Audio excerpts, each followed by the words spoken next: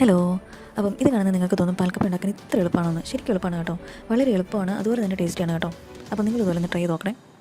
അപ്പം അതിന് ആദ്യം തന്നെ നമുക്ക് ആവശ്യമുള്ളത് നന്നായി കൊത്തി അരിഞ്ഞ കപ്പയാണ്. നന്നായി കൊത്തി അരിഞ്ഞ കപ്പ കുറച്ച് ഉപ്പിട്ട് നികയ്ക്കൊന്ന് വെള്ളമൊഴിച്ച് ഒന്ന് വേവിക്കാൻ വെക്കണം.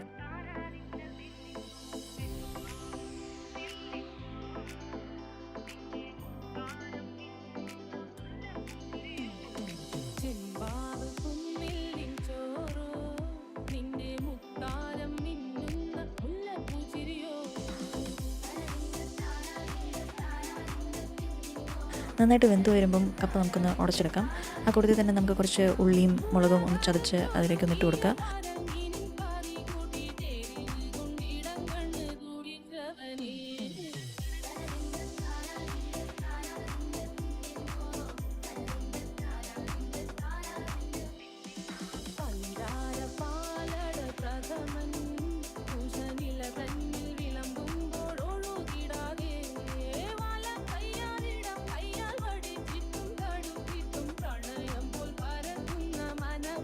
അത് നന്നായിട്ട് അത് ഇളക്കി കൊടുത്ത് കഴിയുമ്പോഴത്തേക്കും നമുക്കതിലേക്ക് നമ്മുടെ രണ്ടാം പാൽ ഒഴിച്ചു കൊടുക്കാം. രണ്ടാം പാൽ ഒഴിച്ചു കൊടുത്ത് നന്നായി ഒന്ന് തിള വന്ന് ഒന്ന് കുറുകി വരുമ്പോഴത്തേക്കും നമുക്കതിലേക്ക് ഒന്നാം പാലും കൂടി ഒഴിച്ചു കൊടുക്കണം.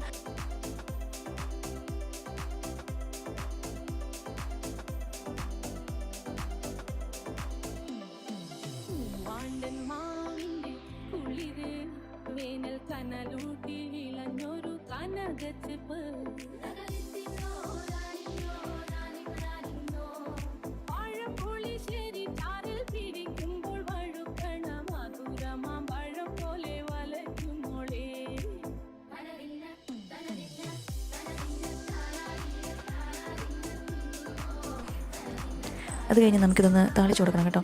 അപ്പം കുറച്ച് ഒരു 2 സ്പൂണോളം എണ്ണ ഒഴിക്കുക. അതിലേക്ക് കുറച്ച് കടുക്, അതുപോലെ തന്നെ കുറച്ച് ഉള്ളി നന്നായിട്ടൊന്ന് മൂത്ത് വന്ന് കഴിയുമ്പം നമുക്കിത് നമ്മുടെ റെഡിയാക്കി വെച്ച പാൽക്കപ്പയിലേക്ക് ഒഴിച്ചു കൊടുക്കാം.